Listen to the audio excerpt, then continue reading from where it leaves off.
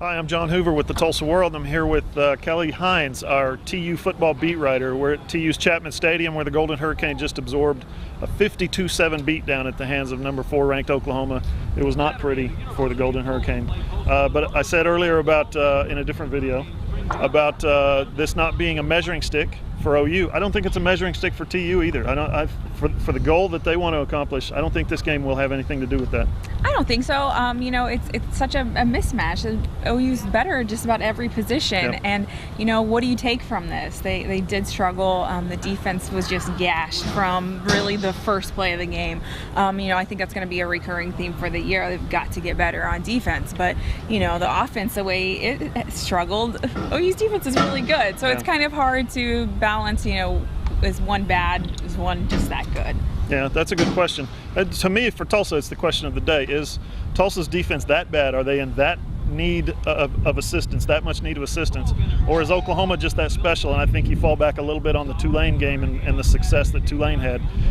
And even that's a little confusing because Tulane takes 3 plays cross country, and every other play they ran went something like 6 yards, 4 yards, 2 yards. So it's kind of confusing. What about the Tulsa offense?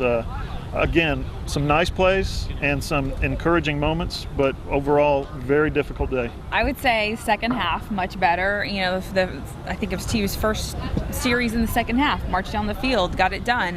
Dane Evans had a great pass on 4th down. Kevin Lucas had the only touchdown that TU scored today. I think you see glimpses of improvement, and they aren't just as totally lost like they were last year, but I think it's still a work in progress. Dane Evans, had some errors, had a couple really bad ones, and I think he's going to get better. He's still relatively inexperienced, but there were just some things that just weren't working for them. At times they had a few good runs, but not any flow. Certainly not any flow. It was 60. It was in the 60s today. It was breezy. It was rain, drizzle throughout the whole day. Next week, Tulsa's going to be down at Florida Atlantic. I mean, that's what's up next for this team. Are they going to be able to get things going in the direction that they want by then?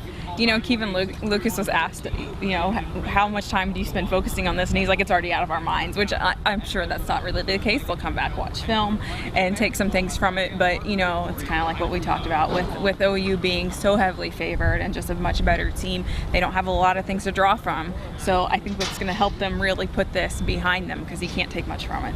And the big question for Tulsa's defense now is DeMarco Nelson, the health of him. The big safety, such a good playmaker, so comforting to that defense to have him back after missing all of last season. Second game of the year, he gets hurt. We've heard some conflicting reports as to what exactly the injury is, but Bill Blankenship talked about it. Yeah, he said it was an apparent concussion. DeMarco Nelson was hurt on OU's second touchdown really early in the game and didn't come back, and that kind of makes things complicated. Well, Barrow has to move to safety, and cornerback is his natural position. He played safety last year in Nelson's place, but then they have to play some other guys at cornerback in Barrow's place. So, I think that really complicated things for them. That's just not a good situation. So if they can get Nelson back, it's definitely a starting point. Well, that's it from Chapman Stadium. TU loses 52-7. Not a good day for the Golden Hurricane, but they have a schedule that they'll be able to manage from this point forward. Everybody knows that this is the best team TU is going to face. So next week, Florida Atlantic, and we'll be here to talk about it. Thanks a lot for watching Tulsa World TV.